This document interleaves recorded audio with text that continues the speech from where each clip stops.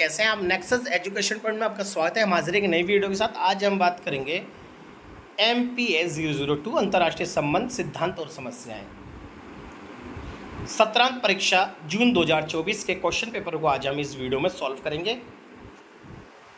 इस क्वेश्चन में total 10 question आते हैं। 3 घंटे का पेपर होगा और 100 मार्क्स का होगा, जिस 10 क्वेश्चनों में से आपको 5 क्वेश्चन करने अनिवार्य हैं। प्रत्येक क्वेश्चन 500 शब्दों में दिया जाएगा। इसमें आपके खंड 2 होंगे, भाग फर्स्ट और भाग सेकंड।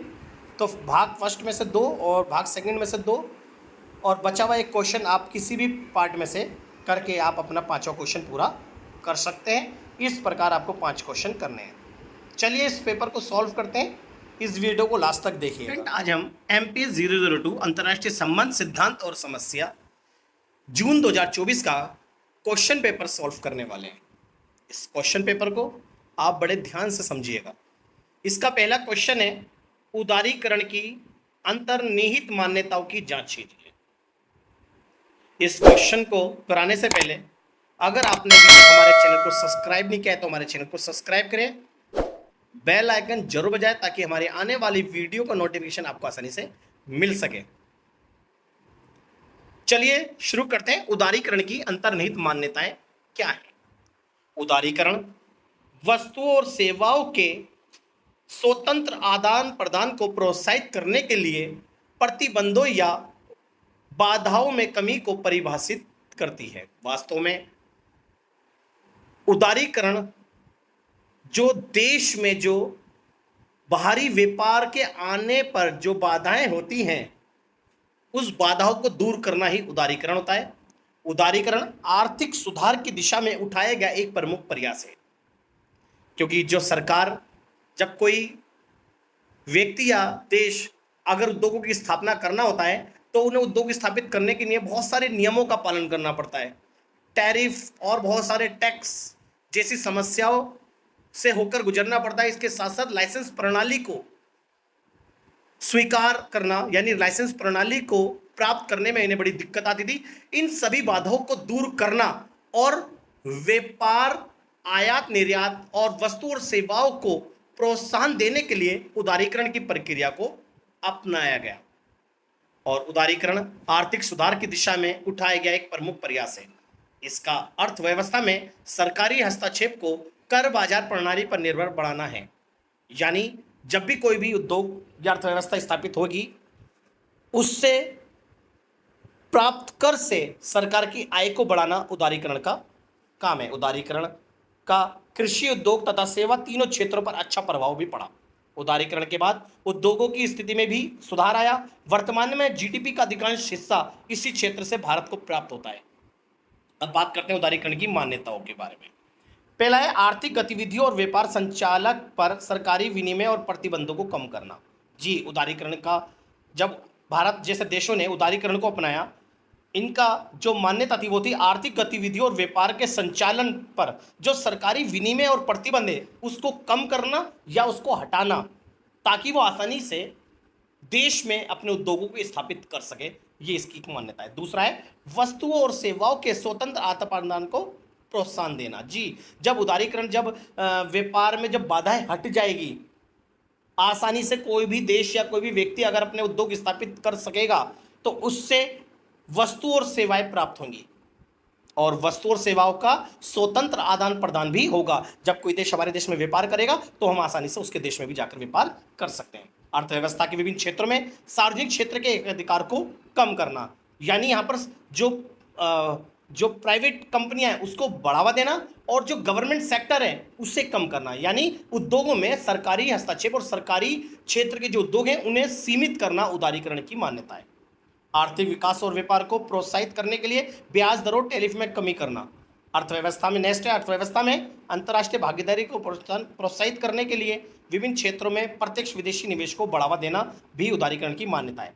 नेक्स्ट है बहुराष्ट्रीय और निजी कंपनियों के विस्तार को प्रोत्साहन करना, ताकि जब सारी समस्या हट जाएगी, उदारीकरण को अपना लिया जाएगा तो भारत की बहुराष्ट्रीय कंपनियां और निजी कंपनियों का विस्तार तेजी से बढ़ने लगेगा। उसको प्रोत्साहन देना भी उदारीकरण का काम है। नेक्स्ट निर्यात और आयात को नियमित करना। और विदेशी व्यापार को तेज गति से विदेशी व्यापार को और ज्यादा बढ़ाना उदारीकरण की मान्यता है। नेक्स्ट है अर्थव्यवस्था के विकास में निजी क्षेत्र की भागीदारी को बढ़ाना भी उदारीकरण की मान्यता है। नेक्स्ट क्वेश्चन है संयुक्त राष्ट्र सुरक्षा परिषद की स्थायी सदस्यता के लिए भारत के दावे का औचित्य सिद्ध कीजिए। यानी जो भारत संयुक्त राष्ट्र संघ की सुरक्षा परिषद की स्थायी सदस्यता की जो मांग कर रहा है, किन तथ्यों और किन आधारों पर कर रहा है उसके बारे में जानेंगे। जैसा कि स्टूडेंट आपको पता है, संयुक्त राष्ट्र संघ की सुरक्षा परिषद जो है वो संयुक्त राष्ट्र संघ का एक सबसे शक्तिशाली अंग भी माना जाता है और महत्वपूर्ण अंग भी है, और इसे सैन्य शक्ति भी प्राप्त है। ये अंतर्राष्ट्रीय शांति और सुरक्षा को बनाए रखने के लिए उत्तरदायी भी है, क्योंकि विश्व में शांति व्यवस्था की स्थापना करना सुरक्षा परिषद का काम है। वास्तव में सुरक्षा परिषद में कुल 15 सदस्य देश हैं, जिसमें से 5 स्थायी और 10 अस्थायी सदस्य हैं। 5 स्थायी सदस्य जो हैं वो है अमेरिका, फ्रांस, ब्रिटेन, रूस और चीन।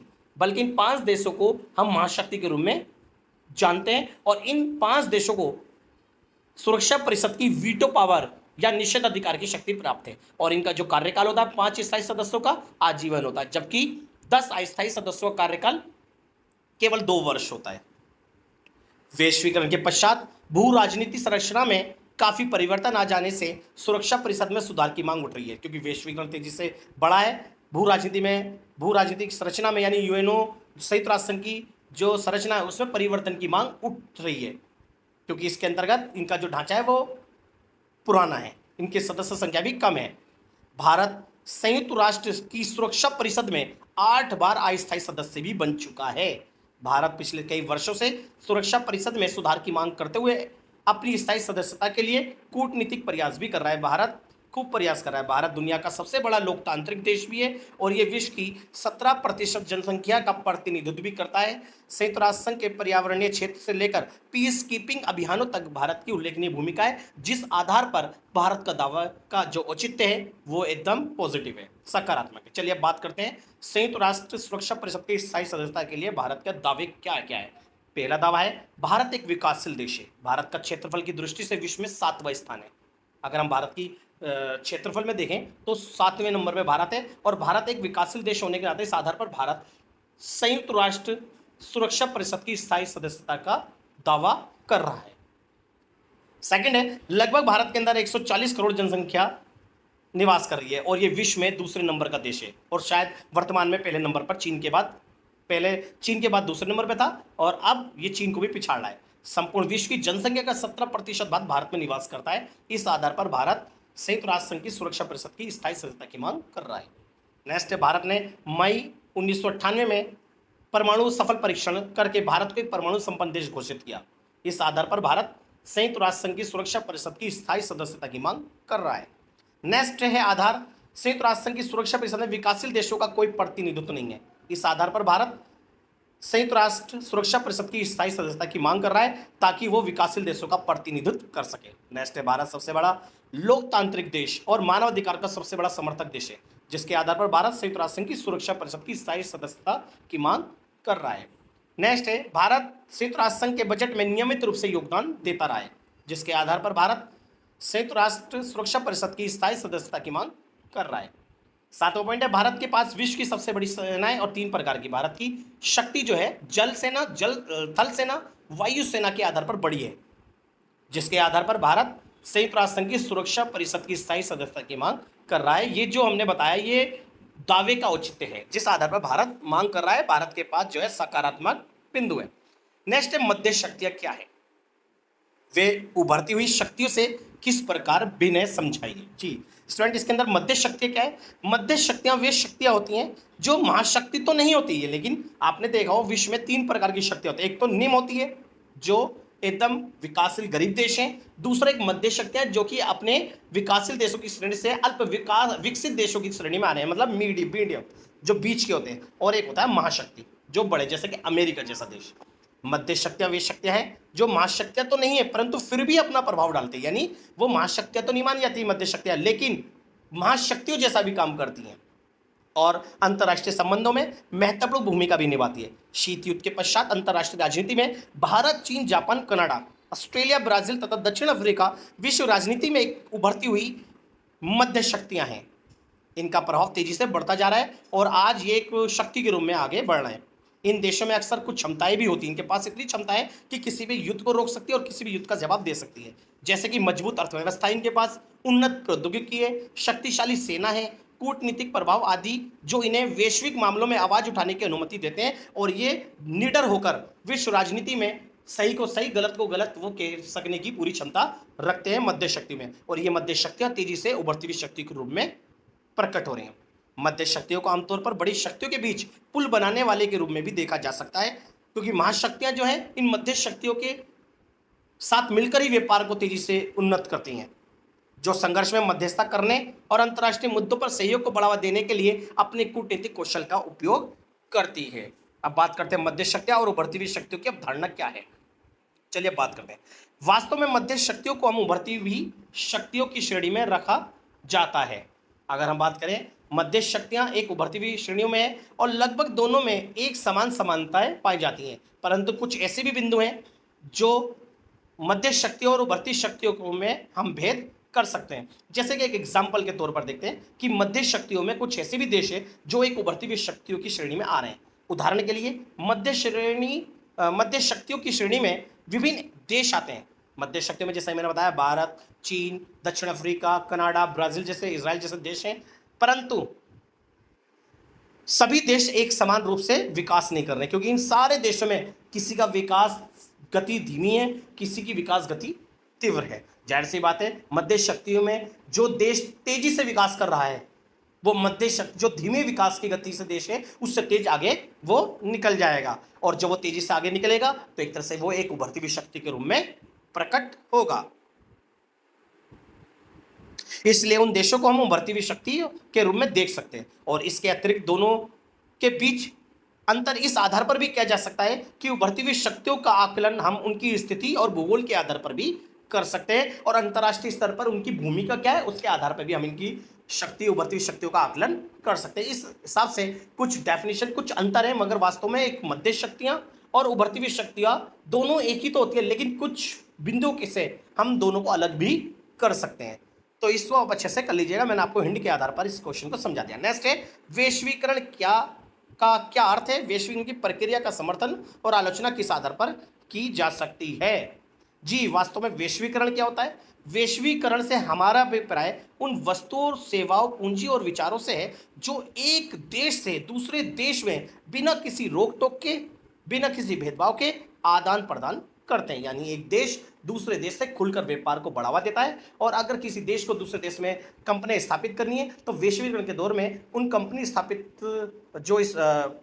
स्थापित करने में जो बाधा है उस बाधाओं को दूर करता है, और बिना रोक टोक के विश्व के सारे देश एक दूसरे देशों में व्यापार और पूंजी को बढ़ावा दे रहे हैं। इसे ही हम वैश्वीकरण कहते हैं। इसके अंतर्गत आपसी व्यापार और आयात निर्यात को भी बढ़ाया जाता है, और जिसके कारण आज विश्व में वैश्वीकरण के कारण एक जाल के रूप में, मकड़ी के जाल के रूप में अर्थव्यवस्था स्थापित हुई है, और आज विश्व के सारे देश एक दूसरे देश में व्यापार को बढ़ावा देकर तकनीकी और कुशल वस्तुएं प्रदान कर देश की तरक्की और विकास में अपना योगदान दे रहे हैं। कुछ विद्वानों ने राज्यों के आपसी जुड़ाव और एक दूसरे की निर्भरता को वैश्वीकरण कहा है। चलिए अब बात करते हैं वैश्वीकरण की प्रक्रिया का समर्थन किस आधार पर कर सकते हैं। जैसा कि वैश्वीकरण के कारण विकासशील देशों में प्रतियोगिता को बढ़ावा मिला, और इस प्रतियोगिता में वस्तु की कीमतें कम हुई और जिसका लाभ जनता को मिला है, इसलिए हम वैश्वीकरण की प्रक्रिया का समर्थन कर सकते हैं।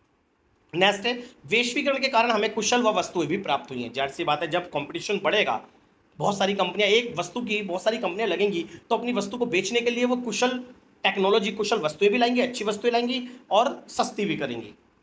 नेक्स्ट है, वैश्वीकरण के कारण एक दूसरे देशों में उस तकनीक को बढ़ावा मिला, क्योंकि अगर जैसे बात है बाहर के देशों की कंपनियां आएंगी, जितने देश आएंगे कंपनी स्थापित करने, तो अलग अलग अपनी अपनी टेक्नोलॉजी भी लेकर आएंगे, इससे उच्च तकनीक को बढ़ावा मिला। वैश्वीकरण के कारण हमें बाहरी देशों से विभिन्न सहायता भी प्राप्त हुई। जब जाहिर सी बात है यहाँ पर बड़ी बड़ी जब उनकी कंपनियां या उद्योग लगेंगे, तो हमारे देश में कोई भी आकर या कोई परेशानी होगी तो समस्याओं को विदेशी सहायता भी तो हमें मिलेगी, और हम विदेशी सहायता देंगे भी।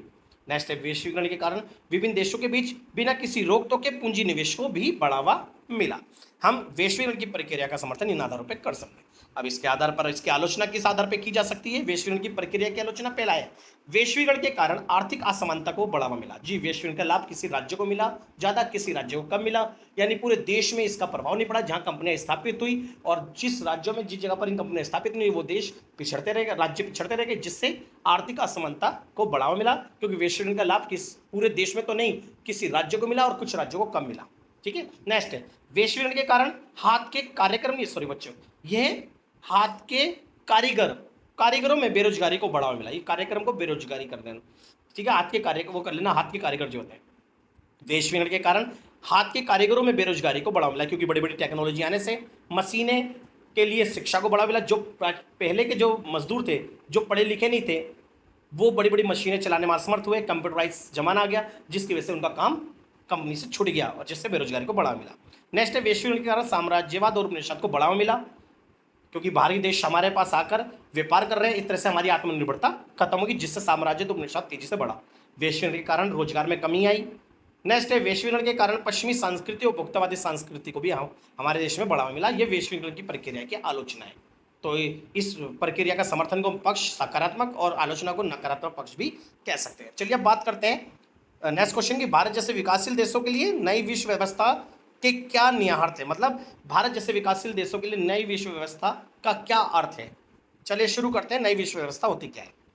20वीं शताब्दी विश्व राजनीति में परिवर्तन की शताब्दी के नाम से जानी जाती है, क्योंकि 20वीं शताब्दी का जो अंतिम दशक था, जो कि 1990-91 में कह सकते हैं, उससे पहले 20वीं शताब्दी एक तरह से शीत युद्ध के दौर से गुजरी। जब शीत युद्ध का अंत हो गया, विश्व राजनीति में भी परिवर्तन आया। यह शताब्दी राजनीतिक व्यवस्था में एक महत्वपूर्ण परिवर्तन लेकर आई। 21वीं शताब्दी के प्रथम दशक में इस परिवर्तन के फलस्वरूप विश्व में एक नई व्यवस्था का उदय हुआ। जब सोवियत संघ का विघटन हो गया 1990-91 में, तो विश्व राजनीति में एक बदलाव आया, क्योंकि समाजवाद और साम्यवादी जो प्रभाव बढ़ रहा था, उस प्रभाव खत्म हो गया। अब विश्व में केवल एक व्यवस्था का जन्म हुआ, वो था पूंजीवादी व्यवस्था या अमेरिकी वर्चस्व। लेकिन यह बदलाव इतना सूक्ष्म रूप में था जिसे आसानी से पहचाना नहीं जा सकता था।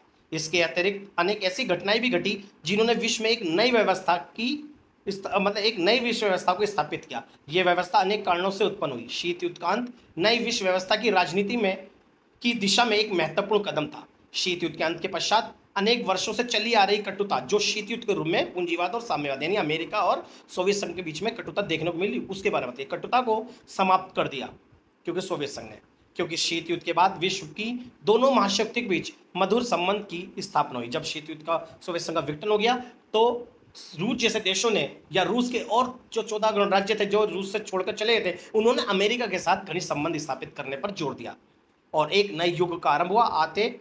अतः भारत जैसे विकासशील देशों के लिए नई विश्व व्यवस्था के निहितार्थ को निम्नलिखित प्रकार से समझा सकते हैं। पहला पॉइंट, सोवियत संघ के अवसान के बाद विश्व राजनीति में एक ध्रुवीय विश्व का आरंभ हुआ और एक ध्रुवीय विश्व में अमेरिका के साथ भारत ने अपने संबंधों और व्यापार को अधिक बढ़ाया। नेक्स्ट पॉइंट है, वैश्वीकरण के दौर में संपूर्ण विश्व एक सूत्र में बांटा जा रहा था। जाहिर सी बात है, वैश्वीकरण तेजी से बढ़ा और विश्व के सारे देश एक दूसरे से व्यापार करने लगे, जिसे कहते हैं एक सूत्र में बंधना, जिससे भारत और अन्य विकासशील देशों की सीमाएं समाप्त होती जा रही है और अमेरिका से घनिष्ठ संबंध बनने, ये सब नई विश्व व्यवस्था के आधार पर प्रकट हुआ। नेक्स्ट है, उदारीकरण के कारण भारत में व्यापार के लिए कानूनी प्रतिबंधों में ढील देते हुए आयात और निर्यात को आसान बनाने का कार्य भी किया जा रहा है। नेक्स्ट है, नई विश्व व्यवस्था में भारत ने विज्ञान और प्रौद्योगिकी के क्षेत्र में दिन प्रतिदिन परिवर्तन को बढ़ाया और यह सिर्फ नई विश्व व्यवस्था से ही संभव हुआ, क्योंकि नई विश्व व्यवस्था से पहले शीत युद्ध के दौरान भारत में समाजवाद को अपनाया गया था और भारत दोनों ही गुटों के युद्ध को समाप्त करने में लगा हुआ था, इसलिए वो विकास तेजी से नहीं कर पा रहा था। लेकिन जब नई विश्व व्यवस्था में वैश्वीकरण तेजी से बढ़ा तो भारत जैसे देशों ने विज्ञान प्रौद्योगिकी में उन्नति की। नेक्स्ट है, विश्व व्यापार संगठन के द्वारा विश्व में आर्थिक व्यवस्था को एक संगठित कानूनी सुरक्षा प्रदान हुई और भारत विश्व व्यापार संगठन का सदस्य बना और उसने अपनी भूमिका को और आगे बढ़ाया, जो कि नई विश्व व्यवस्था के रूप में नई विश्व व्यवस्था के कारण प्रकट हुई। तो ये हमने जो बात करी, ये बात करी थी हमने नई विश्व व्यवस्था के रूप में। अब बात करते हैं हम क्वेश्चन के सेकंड पार्ट में, तो इसे ध्यान से समझिएगा। क्वेश्चन नंबर 6 यानी खंड सेकंड का question number 6, question number 7, question number 8, question number 9 और क्वेश्चन नंबर 10 के उत्तर हमारी MPS 002 की प्लेलिस्ट में देखें, और ये प्लेलिस्ट इस वीडियो के डिस्क्रिप्शन में जाकर देखें, यानी मिलेगी। तो ये क्वेश्चन नंबर 6, 7 और 8, 9, 10 जो क्वेश्चन है, इसे मैंने यहाँ पर सॉल्व इसलिए नहीं करा क्योंकि ये क्वेश्चन पर्टिकुलर हमारी जो MPS 002 की प्लेलिस्ट है उसमें हमारे प्लेलिस्ट में मौजूद है। वहाँ जाकर इन क्वेश्चनों के आंसर वहाँ से प्राप्त कर सकते हैं, और वहाँ पर मैंने इन्हें बहुत ही अच्छी तरीके से क्वेश्चनों को समझाया है। ठीक है, तो इस जो क्वेश्चन जून 2024 का जो क्वेश्चन पेपर है इसको आप बहुत अच्छे से कर लीजिएगा, आपके एग्जाम में पूरा आने की संभावना